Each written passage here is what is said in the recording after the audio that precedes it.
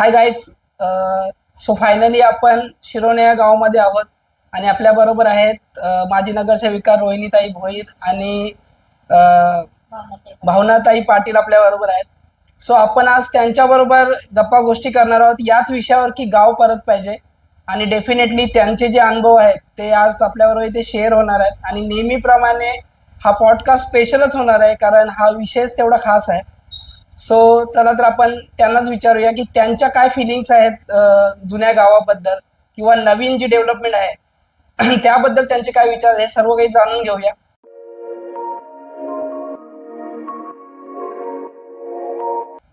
So मला सांगा की तुमच्या एक लहानपणापासून आपण सुरू करूया मला वाटतं, कारण त्याच्यामुळेच ते इंटरेस्टिंग होईल. कारण लहानपण म्हणजे तुमचे आई वडील, तुमचे आजी आजोबा, ते सर्व अनुभव एकत्र येतील. सो तुम्ही तुमच्या लहानपणापासून स्टार्ट करा, गाव वगैरे. माझं माहेर कळवा कळवा ठाणे आणि माझा जन्म झाला 1974 साली. त्या सालापासून समजा ठाणे शहर हे विकसित शहर होतं. हो, त्यामुळे आजूबाजूची शहरं सुद्धा विकसित होती. बरोबर. 24 तास लाईट, 24 तास पाणी, ह्या सगळ्या सुखसोयींमध्ये आम्ही वाढलो होतो. नक्कीच. कारण अगोदर मला वाटतं शॉपिंगचं ऑप्शन पण आपल्याला आपण ठाण्याला वगैरे द्यायचं. हा, इथल्या लोकांना सुद्धा ठाणे, पनवेल, दादर हे शॉपिंग ऑप्शन्स होते. कारण ती शहरं होती, बरोबर. ती चांगल्यापैकी वसलेली होती आणि तिथे सगळ्याची उपलब्धता असायची. म्हणून इथली लोक तिथे शॉपिंगसाठी जायची. ठाणे, बेलापूर आणि ठाणे दिवाळा, ठाणे करावे या 3च एसट्या तेव्हा होत्या ज्याच्याने नवी मुंबईत लोक प्रवास करायचे. बरोबर. बाकी कुठलीही प्रवासाची साधनं तेव्हा नव्हती. ग्रामीण Income भाग, source नव्हता एवढा. हा, ग्रामीण भाग होता आणि लोकांचा उदरनिर्वाह शेती, मिठागृह, मच्छीमारी हा हे मेन लोकांचे ऑक्युपेशन व्यवसाय होता. बरोबर. आणि नंतर जी काय औद्योगिक वसाहत इथे निर्माण झाली, औद्योगिक क्षेत्र निर्माण झालं, त्याच्यामध्ये नोसील, हार्डिलिया अशा अनेक ज्या कंपन्या आहेत त्याच्यामध्ये इथल्या लोकांना रोजगार मिळाला आणि मग इथली जीवन पद्धती आहे ती हळूहळू सुधारत गेली. आणि मग त्यानंतर जो विकास केला तो सिडकोने केला. पण सिडकोने विकास केला की भकास केला हा सुद्धा एक प्रश्न आहे. हा खूप मोठा प्रश्न आहे ऍक्च्युली. आणि खरं तर मला असं म्हणजे माझ्या वैयक्तिक फिलिंग्स आहेत की जेव्हा विकास नव्हता तेव्हाची जी लाईफस्टाईल आहे ती माझी तरी फेवरेट लाईफस्टाईल आहे. कारण तेव्हा जसं मला माहिती आहे, समजतं की इन्कम सोर्स असा काही खास नव्हता तेव्हा. मोजकेच पैसे घरी असायचे. पण ती जी लाईफस्टाईल होती ना, म्हणजे की सकाळी उठा, शाळेमध्ये जा, घरातल्यांची काही कामं. आमचे आजोबा फायझरला होते तर मी आजोबांकडेच वाढलोय, म्हणजे माझ्या आईच्या वडिलांकडे. मग ते कामाला जातील, मग आजीची घरातली कामं आणि सर्व कुटुंबाची घरं एकत्र होती. आजूबाजूला सर्वांचीच घरं, मडवी कुटुंब आमचं सांडपाड्यातलं, एकत्र कुटुंब पद्धती. हा. आणि त्यामुळे त्यांच्या घरी काय शिस्त आहे, आमच्या घरी काय शिस्त आहे, किंवा ते भाजी कापायला बसल्या तर मग त्यांच्या त्या गप्पा गोष्टी, हे सर्व करताना सर्वांचा शेड्यूल एवढा स्पेशल होता, असं फील येतं आतमधून की दिवस मस्त निघून जायचा. आणि त्यामुळे आणि ते परत तुम्हाला तर छान अनुभव आहे की रानामध्ये जा, लाकडं तोडून आणा, मग ते फिजिकल ऍक्टिव्हिटीज. आता त्याबद्दल तुम्ही काहीतरी सांगा की आताच्या लेडीज वगैरे जिमला वगैरे जातात. सो तुमची लाईफस्टाईल तेव्हा काय आठवते का, किंवा तुमच्या आई वडिलांची? माझे वडील हे खूप फॉरवर्ड होते, त्यांची विचार पद्धती खूप सुधारलेली होती. त्याच्यामुळे मुलींनी अमुक एकच करायला पाहिजे आणि मुलींनी तमुक एकच करायला पाहिजे ह्या विचारांचे माझे वडील नव्हते. माझ्या मुलींनी ग्रॅज्युएट व्हावं हे त्यांचं स्वप्न होतं. शिवाय माझ्या मुलींनी प्रत्येक ऍक्टिव्हिटीमध्ये सहभाग असावा. म्हणजे शाळेमध्ये तर मी 1ली पासून 15वी पर्यंत मॉनिटर, आणि शिक्षक सुद्धा मला ती जबाबदारी का द्यायची मला माहिती नाही, पण शिक्षक मला त्यासाठी कॅपेबल समजायचे आणि नेतृत्व करण्याची संधी मला ही शाळेपासूनच मिळाली आणि माझ्या वडिलांना ते आवडायचं. बरं, आताची जी जीवन पद्धती आहे त्याच्यामुळे आपण मुलींना, आमच्या वेळेस असं होतं की 10-12 वर्षाची झाली तिला भाकरी यायला पाहिजे. तिला तेव्हा 10-12 वर्षाची मुलगी झाली की ती मोठी झाली, 12 वर्षाची झाली की ती मोठी झाली, आणि 16-17 वर्षापर्यंत तिला बोल्यावर चढवायचं, तिला बाशिंग बांधायचं आणि तिचं लग्न करायचं. ही तशी लाईफस्टाईल, ती लाईफस्टाईल त्याची जीवन पद्धती होती. माझ्या वडिलांनी त्यावेळेस 1984-85 ला मला जिमला जाण्याचा सल्ला दिला. त्यावेळेस मुलींनी जिमला जायचं ही जी संकल्पना सोडा मुलींनी कॉलेजला अजूनपर्यंत नव्हतं. समजा आता जे आता माझी मुलगी असेल त्यांचं जनरेशन आलं तेव्हापासून आपण थोडं एक्सेप्ट करायला लागलो की मुलींनी जिमला जायला पाहिजे. हा याच्या अगोदर तुमच्या वडिलांनी जर असं तुम्हाला ऍडवाइस दिली म्हणजे ही खूप मोठी खूप गोष्ट मोठी आहे. गोष्ट आहे. तुम्हाला पिरियड्स येतात किंवा मासिक धर्म सुरू होतो तेव्हाच त्या मुलीला फिजिकल एक्सरसाइजला तुम्ही पाठवत जा. तो जो फिटनेस आहे तो आयुष्याच्या शेवटपर्यंत राहतो. प्रेग्नन्सीच्या पिरियड्स मध्ये जेव्हा प्रेग्नेन्सी असते तेव्हा बाल पोटात असताना ऍक्टिव्हिटीज करणं गरजेचं आहे. आणि जेव्हा बाल होतं त्याच्यानंतर कमीत कमी 4 महिने तुम्हाला व्यवस्थितरित्या आराम भेटणं गरजेचं. बरोबर आहे की चुकीचं? बरोबर आहे, बरोबर. हल्ली काय झालंय की दुसरा महिना आला, तिसरा महिना आला की डॉक्टर म्हणतात बेड रेस्ट.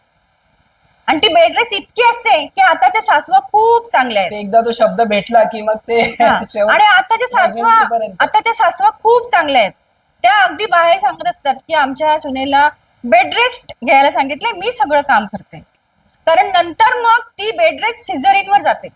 कारण तिने त्या व्यक्तीने हा रिझन आहे त्याच्या मागचा. कारण तुमची जी हालचाल असते ना त्याच्यामुळे बेबीची पण मुवमेंट आतमध्ये आणि बेबीची जी ग्रोथ आहे ना ती व्यवस्थितरित्या होते. शिरवणे गावामध्ये मी 1996 साली लग्न होऊन आली. त्यावेळेस पाणी पुरवठा आमच्याकडे कमी होता. एक लाईन होती हेटवणी धरणाची, पण तिथला पण पाणी पुरवठा कमी होता. नंतर महापालिकेने मोरबाई धरण विकत घेतलं, मग पाणी पुरवठा व्यवस्थित झाला. परंतु त्यावेळेस आम्ही शिरोणे चिंचोली तलावावर धुवायला जायचो, कपडे धुवायला जायचो. त्याच्यानंतर भारे आणायला आम्ही ह्या जंगलात आमच्या महिला काही लेडीज जायच्या. मी गेली नाही, पण मी 4 नळावरनं पाणी वाहिलेलं आहे. चेकपोस्ट आपण जो बोलतो स्टँड पोस्ट, ऍक्टिव्हिटीज आहेत. स्टँड पोस्ट जो बोलतो त्या स्टँड पोस्ट वरनं, जुने स्टँड पोस्ट होते नवी मुंबईत, त्या स्टँड पोस्ट शिरोण्याच्या स्टँड पोस्ट वरनं मी पाणी भरलेलं आहे. त्याला 4 नळ असं नाव होतं. तिथून पाणी भरलेलं आहे. आणि आम्ही जर बोललो की नाही मी आता गरोदर आहे, मी कसं पाणी भरणार, तर त्या महिला ज्या जुन्या महिला होत्या त्या सांगायच्या आम्ही भरले ना, आम्हाला काय नाही झालं, मग तुम्हाला काय होईल. तो एक शब्द थोडासा कठोर वाटायचा, पण ऍक्च्युली ते खरं पण होतं. बघितलं. आणि ह्याची मला सवय नव्हती, कारण मी शहरी भागात आली होती. आमच्या घरी 24 तास पाणी होतं, आमच्या घरी 24 तास लाईट होती. पण हे मी केलं, पण ते करण्यामध्ये एक वेगळी मजा होती. कारण तिथे गावातल्या महिला भेटायच्या, त्यांचं गेट टुगेदर व्हायचं, तलावावर का असे ना एकमेकींना मदत करायच्या, एकमेकींचे विचार घ्यायचे. फक्त तीच एक एन्जॉयमेंट होती आम्हाला. आणि पुन्हा चुलीवर स्वयंपाक करायचा. चूल प्रत्येक घरोघरी होती. मला चुलीवर भाकरी करणं माहित नव्हतं कसं होतं ते, पण मी शिकले, मला माझ्या सासूने शिकवलं. आणि आज मला असं वाटतं की चुलीवरचीच भाकर खावी, कारण त्याच्यामध्ये जी सात्विकता आहे ती रेडीमेड ह्याच्यामध्ये नाहीये. ऍक्च्युली जी खाद्य संस्कृती आपण म्हणतो त्याच्या मागे बरेचसे रिझन्स होते. बरोबर तुला वाटते? कारण ती भाकर ज्या पद्धतीने बनायची तो खूप मोठा चॅलेंज होता अदर कास्टसाठी, की आगरी कोळी समाजाच्या बाहेर हे लोक सहजाची ती भाकर बनवू शकत नाही. हा खूप मोठा चॅलेंज होता. आता ते ऍक्च्युली भाकर बनवण्याची पद्धतच चेंज झाली. दुसरा एक महत्वाचा विषय असा की शिरोणे गावाचं नाव शिरवणे ही संकल्पना कुठून आली, तर शिरकावर वसलेलं गाव म्हणजे शिरवणे गाव. हे आपल्याला सेकंड टाइम आहे आणि हे महत्व आहे ऍक्च्युली.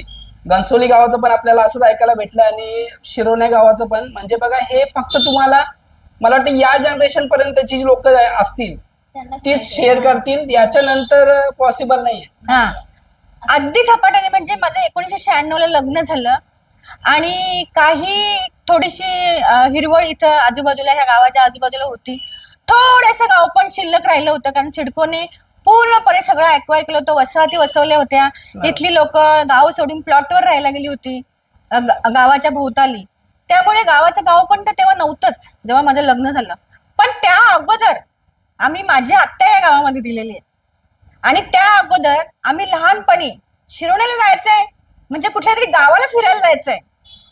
तसं बघायला गेलं तर ठाणे आणि शिरोणे काही जास्त अंतर नाहीये. म्हणजे क्रॉस अट्रॅक्शन वाला विषय होता. कारण त्यांचं म्हणणं अगदी बरोबर आहे. माझी आजी आहे पुण्याची, तर जाताना आम्हाला डेफिनेटली ठाणा वगैरे लागतो. आणि जसं त्यांना ऍज युजल ठाण्याला शॉपिंग होती, आम्हाला ठाण्याला शॉपिंग होती, तर मग ठाणा, वाशी, म्हणजे जेवढं मला समजतं ही मोजकी अशी ठिकाणं होती, किंवा पनवेल पकडू शकता तुम्ही, जिथे लोक शॉपिंगला जायचे. शहरामध्ये तशी आम्हाला फारशी काही एन्जॉयमेंट नव्हती. आम्ही शाळा, घर, आमच्याकडे सगळी सुधारणा झाली होती. त्यामुळे जंगल, शेत, मिठागृह ह्या सगळ्या गोष्टी आमच्याकडे नव्हत्या. नक्कीच आणि सर्वांना त्या सगळ्या गोष्टी इथे आम्ही आत्याबरोबर मिठागृहामध्ये जायचो, आम्ही तलावावर जायचो, आम्ही जंगलामध्ये जायचो. म्हणजे सगळी जी आणि आपण जिथे बसलेलो आहोत तिथपर्यंत हिरवळ होती, तिथपर्यंत घरं नव्हती. हा सगळा जो परिसर आहे त्या सगळ्या परिसरामध्ये अगदी शिरोडे मराठी शाळेच्या परिसरापर्यंत पूर्ण रान होतं आणि काही मोजकी घरं लोकांची होती. कारण तुम्ही जसं आता मगाशी म्हणालात की आम्ही सगळे एकत्र राहायचो, तर लोकांना ही घरं एक्सपान्शन झाल्यानंतर गाव मोठं झालेलं आहे. परंतु पूर्वी सगळी लोक एकाच घरामध्ये राहायची, त्यामुळे 4-5 फॅमिली एका घरामध्ये येतात. आता त्याच फॅमिलीच्या 25 फॅमिल्या झालेल्या आहेत. नक्कीच. आणि त्या गोष्टींचा खूप मोठा फायदा होता, कारण तुम्हाला तशी सेफ्टी पण होती. म्हणजे जर रात्री अपरात्री जर एखादी वाईट परिस्थिती उद्भवली तर आजूबाजूला तुमच्या कुटुंबातले, तुमच्या घरातलेच लोक होते. हो. मग ती लोक धावून यायची, किंवा काही मोजके लोक मला वाटतं असतील, आमचे आजोबा होते बाहेर जॉबला, तर अशा वेळी पण तुम्हाला ते खूप छान होतं की बाबा घरातला करता पुरुष नसेल तरी आजूबाजूला सर्व आपलीच लोक आहेत, ती नक्कीच मदतीला धावून यायची. ती तेव्हा यायची पण मदतीला, कारण आपल्या हक्काचं म्हणून शेजारी असायचं, बाजारी आणि घरातले असेल ते धावून यायचे. तेव्हा कुठं मोबाईल वगैरे होते? मोबाईल हा प्रकार नव्हता. टीव्ही मोजक्याच घरात. आता तुला माहिती असेल भार्गव नानाच्या घरी, छोटी टीव्ही हा. आमच्या मामाकडे. त्यांच्या घरी टीव्ही, आणि जवळजवळ आजूबाजूची 10-15 घरातली लोक तिथे. बघायची. आणि संडे फिक्स, संडेला तिथे जाऊन हजेरी लावायची. ते 9 रामायण, वाजता महाभारत. सर्व रामायण, महाभारत, मोगली, मोगली. हा. ठराविक अजून पण आहेत, पण ते समजा माझ्या एवढे लक्षात नाही. छायागीत, चित्रगीत. हा, ते संडेला.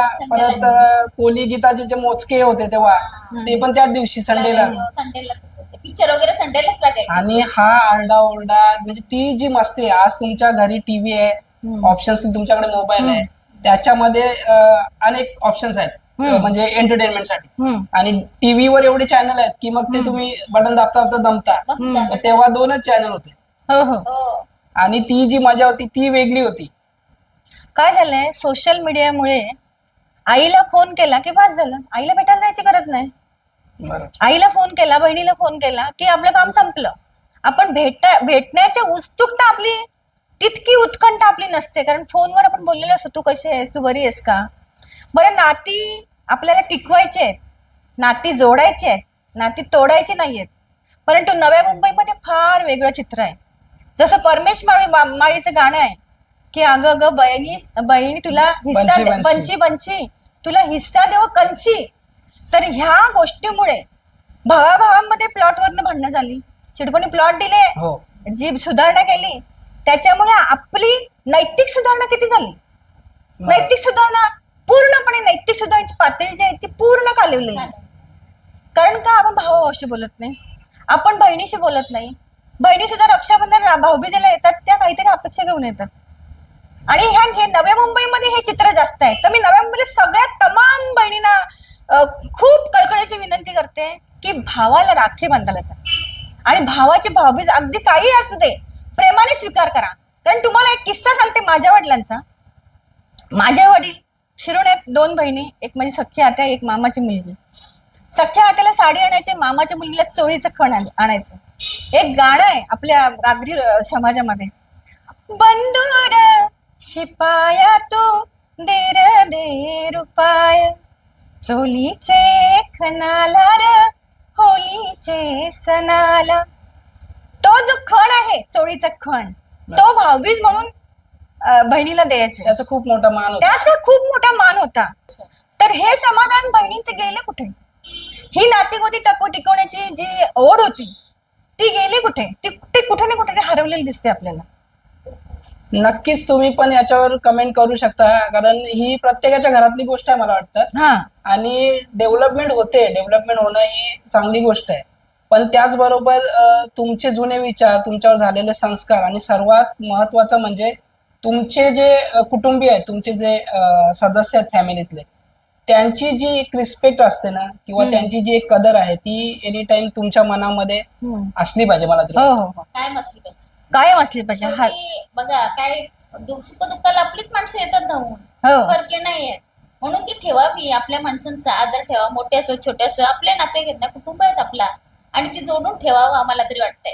पण आता विभक्त कुटुंबामुळे तो तिकडे ह्यो इकडे, त्याच्यामुळे जरा प्रॉब्लेम.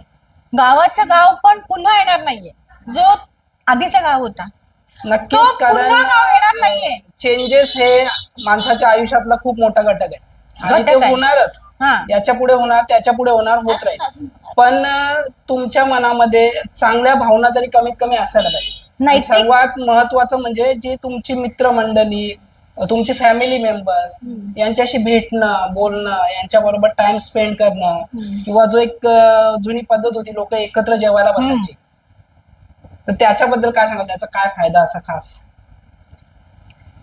विचार विनिमय व्हायचे, जेवतानाच विचार विनिमय व्हायचे की घटना घडलेल्या असतात काही गावामध्ये इकडे तिकडे.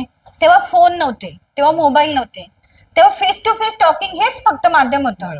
आणि माणसाची ओढ होती. जेवणं हा फक्त एक निमित्त होता, एकत्र जेवण हा निमित्त होता. आणि एकत्र जेवण, माझे वडील शेवटचा सदस्य घरामध्ये आल्याशिवाय जेवायला घ्यायचे नाही. आणि जेवायला सर्व एकत्र बसायचे. मग त्याच्यामुळे फायदा काय व्हायचा की घरातल्या ज्या लेडीज आहेत ना, त्यांचा ताण कमी व्हायचा. आता माझी मुलगी आहे, ती सांगेल मी नाही, मला आता भूक नाहीये, इच्छा नाहीये, मी थोड्या वेळाने जेवेन. मग दुसरा कोणतरी परत थोड्या वेळाने जेवण. घरी एक कमीत कमी 5 फॅमिली मेंबर आपण पकडूया. जर 5 लोक वेगवेगळ्या टायमाला जर जेवली, तर मग ते जोपर्यंत सर्व जेवण होत नाही तोपर्यंत ती भांडी घासायची राहते. तो ना खूप मोठा पसारा होऊन जातो. एकत्र जेवली, चला एकदा सगळी जेवली, आपली नीटली भांडी घासली, तर म्हणजे वेळ पण वाचते आपली, आणि त्याच्यात म्हणजे बरं समाधान पण वाटतं. एकत्र आणि बसले- माझे आजोबा हे जे सांगायचे ना, त्याच्या मागचं कारण आता समजतं. आम्ही तेव्हा लहान होतो. जेवताना टीव्ही नसावी, जेवताना बोलणं कमी असावं, तुम्ही जे जेवताय त्या जेवणाला तुमच्या ज्या इंद्रिया आहेत त्या पूर्ण फोकस झाल्या पाहिजे, तेव्हा ते जेवण अन्न तुम्हाला हे पूर्ण ब्रह्म आहे. हा, तेव्हा ते जेवण तुम्हाला त्याच्यातल्या जे काय बेनिफिट्स आहेत जेवणामधले, जे विटॅमिन्स असतील काय असतील, ते प्रॉपर भेटतील, डायजेस्ट होईल, असा तेव्हा प्रकार होता. पण आता तो प्रकार नाहीये समजा. गावाच्या देवांबद्दल बोलायचं झालं तर पूर्वी जी श्रद्धा होती लोकांची गावाच्या देवाबद्दल, ती श्रद्धा पण आता थोडीशी कमी होताना दिसते. थोडीशी म्हणजे जास्त प्रमाणात कमी होताना दिसते. कारण गावात काही अशी मंदिरं आहेत. इथे आमच्या बाजूला एक, माझ्या घराच्याच बाजूला साती आसनाचं मंदिर आहे. फार वाईट अवस्था आहे त्या मंदिराची, परंतु ते रिन्युएशन करायचं कोणीही मनावर घेत नाही. वाघोबाचं मंदिर कुठल्या तरी बिल्डरवर, वाघोबाचं मंदिर म्हणजे वाघोबाचं मंदिर टेकडीवर आहे, शिरोणे गावाच्या खारघर टेकडीवर आहे. जसं तुम्ही माझ्या ब्लॉग मध्ये बघितलं असेल, एक प्रतिमंदिर शिरवण्यामध्ये आहे, पण मूळ मंदिर टेकडीवर आहे. आणि इथून जे आम्ही पाया पडतो किंवा इथे जो लेपा होता, तो सुद्धा एक बिल्डर हस्तगत करण्याचा प्रयत्न केला. मी त्या ठिकाणी गेली आणि त्या ठिकाणी आम्ही सगळे गावकरी मिळून त्यांनी तो प्रश्न सॉल्व्ह केला आणि तिथे एक मंदिर आहे. आता जे मेन मंदिर आहे गावाचं, ते गावदेवी मंदिर, तुम्ही बघितलं तर अगदी छोटंसं मंदिर आहे. तुम्ही येता दरवर्षी जत्रेला आणि तिथे ब्लॉग करता. आजूबाजूला घरं आहेत, त्या घरांच्या मध्ये ते मंदिर आहे. जर का ही थोडीशी जागा मंदिरासाठी लोकांनी ठेवली असती, ती श्रद्धेपोटी किंवा काहीतरी देवाचं महत्व म्हणून, तर तसं झालं नाहीये. सगळी लोक एक स्वार्थ हा खूप खूप मी म्हणेन की असा शब्द आहे की तो कोणाला सुटलेला नाहीये. आणि स्वार्थ ह्या शब्दामुळेच ही नातीगोती पण दुरावलेली आहेत आणि सगळे शेजारी पाजारी पण एक फुटाच्या पायरीसाठी आपण भांडतोय. खूप बिकट परिस्थिती आहे ही ऍक्च्युली. पण ही अंडरस्टँडिंग असायला पाहिजे, सर्वांकडे असायला पाहिजे. आता ती गावामध्ये जर तुम्ही बोललात तर 80% हीच परिस्थिती आहे. मग ते तुम्ही नवी मुंबईच्या कोणत्याही गावामध्ये जा, जिथे चुकून शेतामध्ये घरं बांधली गेली, तिथे थोडस सुटसुटीतपणा आहे. बाकी जर तुम्ही गावात गेलात तर आज त्या गावामध्ये आतमध्ये खूप बेकार कंडिशन आहे. ज्या गल्यांमध्ये, रस्त्यांमध्ये आम्ही खेळायचो, उठायचो, बसायचो, तिथे आता बाथरूमचं पाणी वगैरे वाहतं आणि बरीचशी घरं तुटलेली आहेत. मी आता पनवेलला गेलो होतो मध्ये ब्लॉग बनवायला, कोलीवाड्यात. कोलीवाड्यामध्ये ब्लॉग बनवता बनवता मला एकाने आवाज दिला, अरे बाबा तिथे उभा राहू नको, ते मागे बघ. तिथे ते घराचं स्लॅब अक्षरशः असं झालं होतं म्हणजे ते कधी पण पडेल. पडेल. हा. म्हणजे आज गावकऱ्यांची म्हणजे जे नवी मुंबईतले गाववाले आहेत त्यांची एवढी बिकट कंडिशन आहे पहिल्यांची, म्हणजे मला असं वाटतं हो वैयक्तिक, हो हो.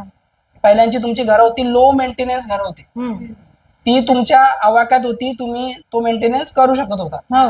आज तुमच्याकडे प्रत्येकाच्याकडे स्लॅबची घरं आहेत, हम्म. पण तोच जर स्लॅबचा घर असं बोलावा नाही, जर तुटलं मोडलं तर उद्या तुम्ही बांधू शकता का? नाहीये तेवढी कॅपॅसिटी नाही आता म्हणजे तेवढी कॅपॅसिटी नाहीये. आणि हे जे तुमचं आहे तर ह्यासाठी म्हणजे माझं एक मन झालं प्रत्येकाला वाटावं असं मी बोलत नाहीये, पण अगदी खूप लांब पोलादपूर महाड त्या साईडला मी एक जागा घेतली आणि त्या जागेमध्ये मी अशी गावासारखी डेव्हलपमेंट केली, म्हणजे आंब्याची झाडं, काजूची झाडं. बरं.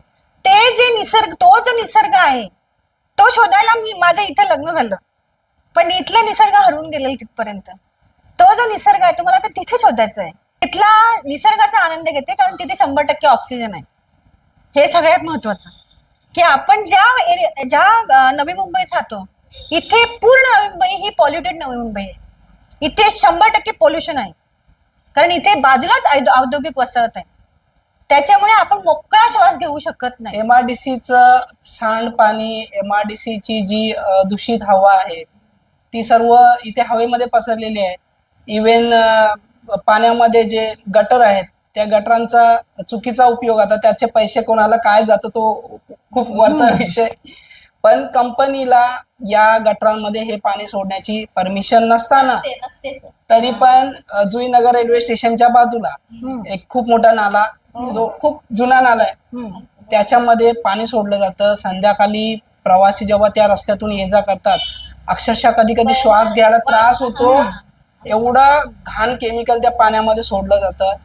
आणि हे सर्व नसावं, मग जर डेव्हलपमेंट एवढी मागात पडणार असेल तर मग जुने काळ खूप छान होते, मला तरी असं वाटतं. पहिले शिरवणे गाव असं होतं की म्हणजे या बोलतात जसं 96ला लग्न करून आले, 96च्या नंतर पण मी बघितलंय कुक्षत गाव जुनं होतं. कुक्षत गाव हो ते हायड्रेच्या बाजूला होतं. हो. तिकडची लोक इथे राशन न्यायला, चक्कीवर दळण दळायला, मार्केट शॉपिंग करायला. कुक्षत जुनं गाव, तसं जुईनगर, आज जुईनगर तो जुई पाडा होता पहिला. हो. तिकडची लोक चालत चालत यायला राशनवर शिवाय इथे नंबर 5 वाजता ती शिरवण्यामध्ये, हो. शिरवण्यामध्ये यायचा. राशनवर रॉकेल भेटायचं तेव्हा रॉकेल. ती 5 वाजता येऊन लोक लाईनिंग लावायची. आणि मला पण तो माहितीये, मी माझी मावशी मामा शिरवण्यात त्या म्हणून मी राहिले लहानपणी पण, तर मला त्याचा अनुभव आहे. अरे हे लोक 5 वाजता जाते लाईन लावायला तिथे, ते डब्बा ठेवतील कॅनचा. आणि म्हणजे एवढं डेव्हलप हळूहळू शिरवणच पहिलं होत गेला, नंतर मग ते आता जुईनगर आला, डेव्हलप शिरवणच पहिला होत गेला. बरोबर. तेव्हा नंतर आजूबाजूचा मध्ये 12.5चे प्लॉट आले, ते नंतर आले. म्हणजे मी इथे बघितलं, माझ्या समोरचीच गोष्ट आहे. तुम्ही काय सांगाल मग, ती लाईफस्टाईल मिस करता का कुठे? हो. 2 रुपयाला माशाचा वाटा होता.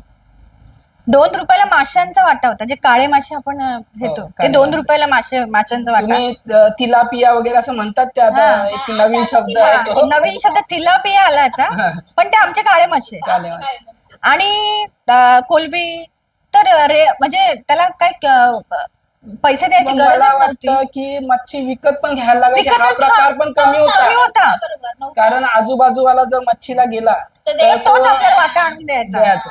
अनुभव येतो आम्हाला पण. आम्ही पण दिल्या, आम्हाला पण आल्या. आणि त्या ती देवाणघेवाण होती, ती हा महत्वाचा विषय आहे आपल्या पॉडकास्टचा. सर्वात दाखवण्याचा विषय हाच आहे की तेव्हा देवाणघेवाण अशी होती ना की त्याच्यामुळे घरात सपोर्ट भेटायचा एकमेकाला. त्या देवाणघेवाणमध्ये ना प्रेम असायचं. प्रेम खूप आपला नातेवाईक असायचे, माझी बहीण आहे, माझा भाऊ आहे, माझी नक्कीच. शेजारी आहे. ते देवाण एवढूशा वाटीत तरी भाजी दिली ना, त्याच्यात प्रेम होतं. नक्कीच. प्रेम होतं. आणि ते ना असं बरं वाटायचं, मग माझ्या मावशीने मला भाजी पाठवून दिले, माझ्या मावशीने मला मच्छी दिले पाठवून, माझ्या मामाने मला हे दिले, आणि त्याच्यात ना खूप प्रेम होतं. म्हणजे असं आता ते नाहीसे झालंय. त्यावेळेस निसर्गामध्ये 100% शुद्धता होती. हो. पाणी सुद्धा शुद्ध होतं. त्याच्यामुळे जी मच्छी यायची ती सुद्धा केमिकल विरहित. म्हणजे आज तुम्ही जर मच्छी आणाल तर तुम्हाला कधीतरी केमिकलचा वास येतो की जाणवतो. आपण ती फ्राय करायला गेलो तर केमिकलचा वास आपल्याला येतो. तर ही जी शुद्धता आहे ही पूर्णपणे नाहीशी झालेली आता. मी जेव्हा माझ्या घरात आली तेव्हा एक शब्द प्रचलित होता, बर्फातला भाव. आता बर्फातला भाव काय आहे ते आम्हाला शहरातल्या लोकांना माहिती नव्हतं, कारण आम्ही बर्फातलाच भाव खात होतो. कारण आमच्याकडे खाडी समुद्र किनारा नव्हता. काही काहींचे नशीब आहेत की आता भेटतं, हा. याच्या पुढे भेटेल का नाही माहिती नाही. बर्फातला बाव मीन्स खाडीमध्ये आपण जे फ्रेश पकडत होतो Store तो लगेच Storage पकडून करून आणलेला ठेवता. आणि तुम्हाला, आणि जो बोटीतून मोठ्या मोठ्या जहाजातून येतो हा. तो तिथे त्यांना ऑप्शनच नाही ना, Storage करून तिथे ठेवावं बर्फ टाकावं लागतं. पण बघा ही गोष्ट मी सुटसुटीत करून सांगतो, तेव्हा अशी लोकांची होती की बर्फातला बाव तेव्हा लोक खात नव्हती, म्हणजे जे बोटीवर येतो तो, कारण तेव्हा स्वतःच पकडायला जायचे. म्हणजे ताजी म्हणजे कोलबी, काले मासे, चिंबोरी, बोईस वगैरे. बोईस हे सर्व तेव्हा भेटायचं समजा.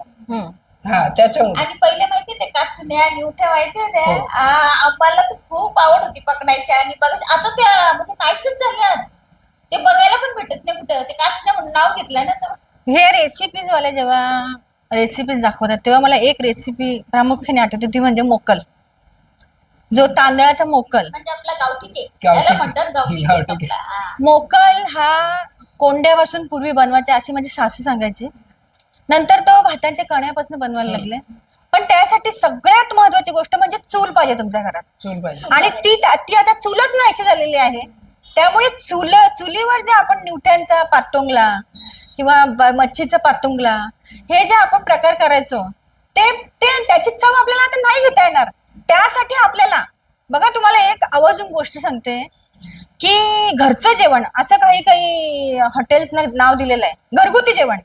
घरगुती जेवण ते का, तर ते त्या ग्रामीण पद्धती ज्या होत्या आपल्या सुरुवातीच्या, ते आता त्या आपल्याला हॉटेल्स मधून मिळायला लागल्यात. म्हणजे किती बिकट अवस्था झालेली आपल्याला. म्हणजे काही असं आहे की आता जो मोकलचा विषय निघाला, तो मोकल जर घरी शिजला असेल तर त्याची व्हॅल्यू एवढी स्पेशल आहे Special, हा. की तो घरोघरी पोहोचवला जातो. म्हणजे जर तुमच्या घरातली एखादी मुलगी कुठेतरी एक 4-5 गाव लांब दिली असेल ना, तर तिला फोन करून सांगावं लागतं आम्ही घेऊन येतो तुझ्यासाठी म्हणून. हा, मोकळ, मोकळ. म्हणजे बघा खरंच या सर्व गोष्टी स्पेशल आहेतच. आणि दुसरी महत्वाची गोष्ट म्हणजे जशी आपल्या घरातली आता लहान मुलं वगैरे आहेत, सो ते कधी ना कधी तरी हा पॉडकास्ट बघतील तर ते नक्कीच प्रश्न विचारतील घरातल्यांना की बाबा मग तुमच्या वेळेला कसं होतं किंवा काय. फार वाईट वाटते आताची जी पिढी आहे ना, त्यांच्याकडे बघितलं की ते जेव्हा मोबाईलमध्ये असतात, मोबाईलमध्ये कंटिन्यू असतात, हो. किंवा कुठल्या मित्रांनी बोलवलं सर आपण इकडे फिरायला जाऊ, तिकडे फार फार तर मुंबईला फिरायला जातील, फार्म हाऊसला जातील. एक बाकी mall एक common. मॉल एक कॉमन. कॉमन झालं. बाकी त्यांना लाईफ काय आहे, इथे जीवनच नाहीये. मी तर सरळ म्हणेन की इथे जीवन नाही. आम्ही जे जीवन जगलो ते आमच्या मुलांना जगायला मिळालं नाही, याची खूप मोठी खंत आहे, खूप मोठी खंत आहे. आणि आम्ही ते त्यांना सांगितलं तर तो सांगण्याचा विषय नाहीये, तो अनुभवायचा विषय आहे. फिजिकल गेम बद्दल काय सांगाल? पहिली मला वाटतं ठराविक नावं होती, प्रत्येकाच्या गावागावामध्ये हा. वेगवेगळी नावं होती. जसं मी सांगेन की डब्बा आमच्या एक्सप्रेस. हा, आणि ढिंग्यानब, डोंगर का पाणी, आणि ते आग्रोली डग्रोली, म्हणजे समथिंग सर्वांच्याकडे वेगळी नाव होतं. तर तुम्ही काय सांगा, तुमच्या लक्षात काही आहेत अशी जुनी गेम? आम्ही डब्बा एक्सप्रेस, चोर पोलीस, पकडापकडी, पकडापकडी. लपाछपी हम्म. आणि लंगडी हे 5 गेम खेळायचो. रस्त्यातच खेळायचो आम्ही, कारण आमच्याकडे मगाशी सांगितलं तर सुधारणा झाली होती, आम्हाला मोकळी जागा नव्हती, तर आम्ही रस्त्यातच खेळायचो. रस्त्यातच आमच्या मित्रमैत्रिणी ते रस्त्यातच आम्ही ते गेम खेळायचो. पण इतकी मजा होती की, आणि घरातली माणसं संकुचित नव्हती. हो. संकुचित सर्वात वृत्ती मोठी नव्हती. गोष्ट. संकुचित ती खेळायला गेले ना, मग ती जेव्हा येईल तेव्हा येईल. सर्वात मोठी गोष्ट आणि महत्वाचा विषय चुकून आलेला आहे, पण मी थोडस त्याच्यावर फोकस करतो की तेव्हा घरातली मुलगी असली आणि जर ती कुठे खेळते तर तेव्हा अशी माइंड मध्ये भीती नव्हती की तिच्यावर काहीतरी चुकीचं घडेल. असं नव्हतं. ही खूप मोठी गोष्ट आहे, तुम्ही लक्षात घ्या. कारण आम्ही मुलं आहोत समजा, आमचा एक थोडा वेगळा विषय पडतो, पण आमच्या बरोबर मुली पण खेळायला असायच्या आणि दिवसभर आम्ही घराच्या बाहेरच असायचो. आम्हाला कधी फील भूक लागले काय आहे तर घरी गेलो तर घरात, नाही तर कुठे असायचो आता पत्ता नाही. आणि भूक लागली तर घरी जायचं, मग हा टोपू वाकर, तो टोप वाकर, कुठला डब्बा वाकर, म्हणजे काय आईने ठेवले का कुठं खायला असं शोधायचो. तेव्हा बाहेर ऑप्शनच नव्हता ना खायचं काय मला आपल्याला. वाटतं हे वडापाव समोसा हा प्रकार थोडा थोडा होता असं बघून होता.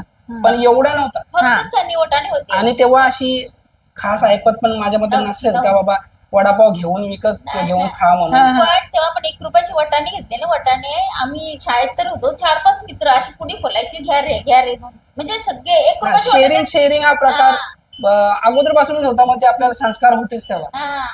की शेअरिंग करायची जेवणाची जे काय असेल ते. दुसरा महत्वाचा विषय असा की आपण ग्रामीण जीवन पण जगलं पाहिजे. ज्यांना शक्य आहे त्यांनी ग्रामीण भागामध्ये जमीन घ्या ग्रामीण भागामध्ये आणि तिथलं पण लाईफ जगा, इथलं पण लाईफ जगा. ज्यांना शक्य आहे त्यांना. खूप खूप श्रीमंतही लोक आहेत पण ते काय करतात, फक्त भौतिक सुखाच्या पाठीमागे लागून इकडे प्लॉट घे, तिकडे प्लॉट घे, तिकडे जमीन घे, जागा घे, बंगले बांध. इथे करोडचे बंगले बांधून उपयोग नाही, त्याची किंमत शून्य आहे. माझ्या नजरेमध्ये त्याची याच्या पुढे किंमत 100% आहे. शून्य आहे. कारण पण ग्रामीण भागात पण वेगवेगळे प्रकार आहे. जो आपला आगरी कोळ्यांचा जो आहे ना इकडचा हा. मुंबई मधला म्हणजे आगरी कोळ्यांचा, तिथे एवढी मजा होती ना ती अशी बाहेर तरी भेटणार नाही. भले नाही तुम्ही भेटणार. गेलात तिथे ग्रामीण भागात तिथे अशी मजा नसेल. हा आपला आगरी कोळ्यांचा गाव आहे.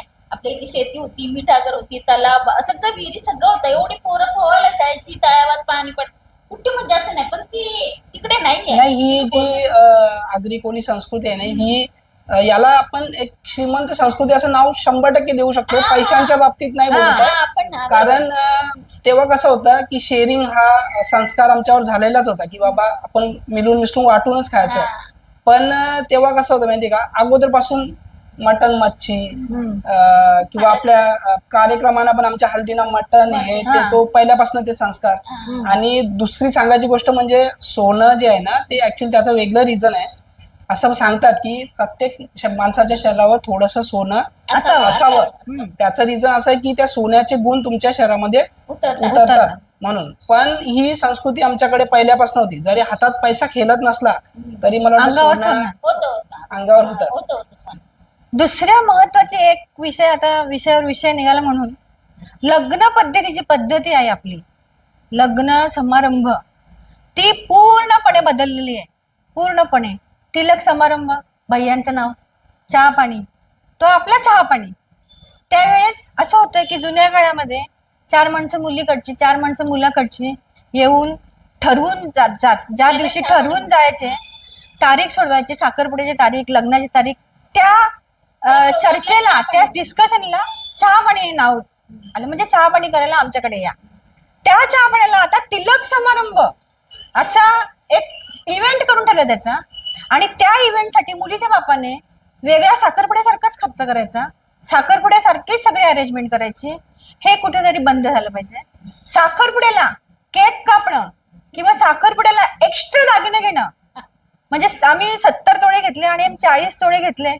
साखरपुडा म्हणजे एंगेजमेंट. जर तुम्हाला अगदी सोप्या भाषेत सांगायचं असेल, जी ती एंगेजमेंट आहे तो साखरपुडा आहे. ती आपल्याकडे साखरपुडा, कारण तो विधी असतो, तो आपण देवदेवतांना साक्षी ठेवून विधी करतो. त्या विधीला महत्व आहे. साखरपुड्याच्या दागदागिन्यांना महत्व नाहीये. तुम्ही किती मुलीच्या अंगावर घातलं, ती मुलगी तुमच्याच घरात येणार आहे, ते दागिने तुमच्याच घरात येणार आहेत. त्यामुळे ही शोबाजी करू नका. शोबाजीचा एक नवीन प्रकार साखरपुडा झाला की त्या मुलीला आयफोन देणं कंपल्सरी झालंय. आयफोन देणं मुलीला कंपल्सरी झालंय. केक कापणं कंपल्सरी. केक कापणं आपली संस्कृती नाही. मी काय त्यानंतर विचारतो, समजा आता माझा जर साखरपुडा झाला असेल आणि मला मोजून जर 10-12 हजार रुपये जर पगार असेल तर मी त्या मुलीला आयफोन कुठून द्यायचा? बरोबर आहे. हा ही बरोबर आहे. ही मुद्दा आहे. दुसरा मुद्दा असा, आता तुम्ही आता हा जो मुद्दा काढलाय की तुमचा पगार 10-12 हजार रुपये आहे तर तुम्ही आयफोन कुठून द्यायचा, तो त्या विषयावर मी जाते की आमची ही पिढी आहे, म्हणजे नवी मुंबईतली तरुण पिढी, ज्यांना भाडं भेटते आणि ज्यांना जुजबी पगार आहे पण त्यांचा खर्च आवड हवे, कारण त्यांना ते बिनधास्त आहेत की आम्हाला भाडं भेटते. हा जो बिनधास्तपणा आहे ना, हा भविष्यात जाऊन खूप धोकादायक आहे. नक्कीच. हा भविष्यात जाऊन खूप धोकादायक आहे. कारण मराठी माणूस आपण म्हणतो, तो मराठी माणूस आता उद्योग क्षेत्रामध्ये आघाडीवर आहे, सगळीकडे आघाडीवर आहे. त्यात आगरी माणूस कुठेतरी कमी पडतोय. त्याने सुद्धा पुढे जायला पाहिजे. आपली आगरी भाकरी, आगरी जेवण, आगरी मटण, जसं तुम्ही आता विषय काढलात, आगरी मटण, आगरी वजरी, मुंडी, हेम तेम सगळे जे प्रकार आहेत ते फार तामझाम नसतं. आपलं एक मसाला टाकून आपण बनवतो, तरी पण ते सुद्धा खूप पॉप्युलर होईल. आता भाकरींचा जो बिझनेस सुरू केला काही महिलांनी सुरुवातीला, तो आता इतका प्रचंड प्रमाणामध्ये तो व्यवसाय हे होतोय, एक्सपांड होतोय की त्या व्यवसायाला खूप मोठी चालना मिळाली, भाकरींच्या व्यवसायाला. तसंच इतरही व्यवसाय आहेत, तुम्ही ते व्यवसाय करा. दुसऱ्या कुठल्या क्षेत्रामध्ये जा, पण आम्हाला भाडं भेटतंय आणि आम्ही बिनधास्त राहू. आई बाप कधी भाडं देतात आम्हाला, त्याची ही तरुण पिढी वाट बघते, आमच्या हातात कधी देतात आणि आम्ही कधी मजा करतोय. तर हे खूप चुकीचं आहे. त्यांना आपण एक प्रकारे अपंग करून ठेवलंय. 100%. कारण तुमच्या फिजिकल ऍक्टिव्हिटीज असणं खूप जास्त गरजेचं तुमच्यासाठी स्पेशली. हम्म. ते फायनान्शियली विषय हा आहेच. हम्म. आणि दुसरा विषय म्हणजे ज्या काही मोजक्या जाती जमाती आहेत ना, म्हणजे जसे मारवाडी, गुजराती, त्यांना पहिल्यापासून हे संस्कार आहेत की वेस्टेज खर्च करायचा नाही. नाही.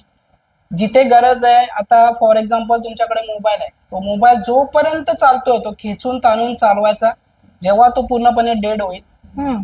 तेव्हा दुसरा घ्यायचा. दुसरं लग- आणि गाड्या पाहिजे त्यांना, बाप कमाईच्या गाड्या. आपली स्वतःची कमाई तर काही नसते. वडिलांचे पप्पा म्हणतील द्या मला पेट्रोलला पैसे, द्या मला डिझेलला पैसे, हम्म. गाडी फिरवायला, मला गाडी घे. आणि मुलांचा हट्ट पुरवावं लागतात. अशी मुलं आहेत ना, म्हणजे त्यांचा हट्ट पुरवलं नाही तर मग ते मागे पुढे काय करायला बघत नाही. लग्न समारंभामध्ये नवरी नवरी म्हणून ओळखता येत नाही. कारण नवरीचा गेटअप, एक गोष्ट इथे प्रकर्षाने सांगावीशी वाटते की मी जर गुजराती लग्नामध्ये गेली, मी जर राजस्थानी लग्नामध्ये गेली, किंवा मी जर युपीच्या कुठल्या लग्नामध्ये गेली, तर माझा फोकस कुठे असेल की ह्यांचा पहिराव कसा असेल, बरोबर ह्यांची नवरी ह्यांच्या ट्रेडिशनल लुक मध्ये कशी दिसेल. बरोबर. पण आपल्याकडे असं झालंय की आपला ट्रेडिशनल लुक काय आहे, तर नवरीने साडी नेसावी.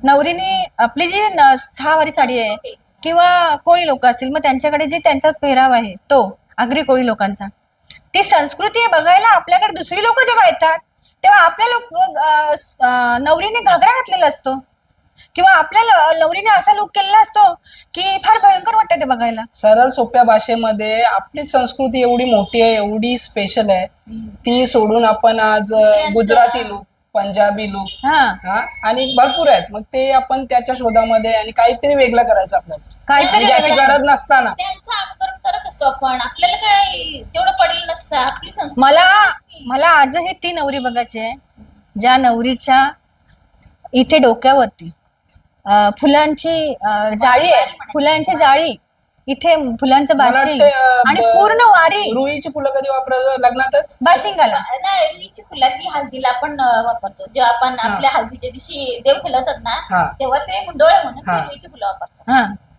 तर ती जी नवरी आहे जिच्या गालावरती थोडी थोडी हळद आहे आदल्या दिवशीची, आणि ती नवरी पूर्णपणे वारीमध्ये सजलेली आहे, त्या नवरीला स्पेशली बघण्यासाठी सगळी लोक यायची की तो जो लुक आहे नवरीचा, तो जो लुक आहे तो कधीच येत नाही. म्हणजे लग्नात जो लुक आहे तो नवरीचा, ती नवरी जी सजते हळदीवरती, तो लुक कधी येत नाही. परंतु आता ही जी पद्धत आहे ती पूर्णपणे बदलत गेलेली आहे, आणि ती तशी आवडावी असा का विषय काहीच नाही त्याच्यामध्ये. नक्कीच, खरंच मला वाटतं हा पॉडकास्ट खूप स्पेशल झाला. आणि विषय जे होते ते विषय एवढे स्पेशल आणि एवढे मेसेजफुल आहेत, मिनिंगफुल आहेत की डेफिनेटली सर्वांच्या प्रतिक्रिया आम्हाला याच्यावर जाणून घ्यायला आवडतीलच. तुम्ही तुमच्या गावाकडच्या पद्धती किंवा आम्ही जे काही आता एकमेकाशी शेअर केलं त्याच्यावर तुमचं काय मत आहे हे तुम्ही नक्कीच सांगू शकता. एक गाणं बोलून, शेवटचं एक गाणं स्पेशली तुमच्यासाठी. कोणी सावकाराची नार, कोणी सावकाराची नार, दुकानावर इकरा करते तोलून, तिच पती का गेलं वंज कारण ग, तिच पती का गेलं वंज कारण. 16 वर्षाची ती नार, 16 वर्षाची ती नार, जवानीचा भर नार काय नेसली पिवला पितांबर, नार धुना धुवाला गेली नदीवर ग, नार धुना धुवाला गेली नदीवर. तिने काढला गळ्यातला हार, तिने काढला गळ्यातला हार, नहार काय ठेवला भूमीवर, खाली वाकून धुना धुते सुंदर ग, खाली वाकून धुना धुते सुंदर. एक आली आकाशी घार, एक आली आकाशी घार, नहर काय नेला उचलून, नार कलमा खाली लरते सुंदर गनार कलमाखाली लरते सुंदर. कोणे राजाचा पोतीर कोणे राजाचा पोतीर शिकार मारून निघाला आपले मार्गाला. नार हक्का मारिते राजपुत्राला नार हक्का मारिते राजपुत्राला. आहो आहो तुम्ही राजेश्वरी आहो आहो तुम्ही राजेश्वरी न एवढा हार द्या गौसून. माझे भरतार आधी तुम्हाला वाहुलीन ग माझे भरतार आधी तुम्हाला वाहुलीन. तुझा भरतर येईल कधी तुझा भरतर येईल कधी वचन दे आधी वचन तिने दिला जंगलात. नार निघून आले आपले म्हालाला ग नार निघून आले आपले म्हालाला. 12 वर्ष गेली संपून 12 वर्ष गेली संपून पती आले वंज कारण. नार विसरून गेली राजपुत्राला ग नार विसरून गेली राजपुत्राला ग नार विसरून गेली राजपुत्राला. छान. खरंच खूप छान गाणं आणि ते जुने शब्द ते जुनी मिनिंग्स आणि सर्व काही डोळ्यासमोर उभं राहिलं आणि खरंच त्यांचा आवाज देखील तेवढाच छान आहे. छान आहे. आणि हाच आपला एक उद्देश आहे की प्रत्येकाच्या माइंडमध्ये या गोष्टी याव्यात आणि एक रिस्पेक्ट एक आपण बोलतो ना की मायेचा ओलावा प्रत्येकाच्या मनामध्ये असावा. निर्माण झाला पाहिजे. म्हणूनच हा विषय स्पेशली मी चूज केलेला आहे की गाव परत पाहिजे आणि सर्वांनी एकमेकाशी व्यवस्थित मिळून मिसळून राहा. 2 गोड शब्द बोलायला पैसे लागत नाही. सो तुम्हाला हा पॉडकास्ट कसा वाटला तुम्ही नक्कीच सांगा. याच्या पुढे अजून आपण बऱ्याचशा लोकांना भेटणार आहोत आणि बऱ्याचशा गावाबद्दलच्या गप्पा गोष्टी रंगणार आहेत. चला तर भेटूया पुन्हा एकदा एका नव्या पॉडकास्टमध्ये.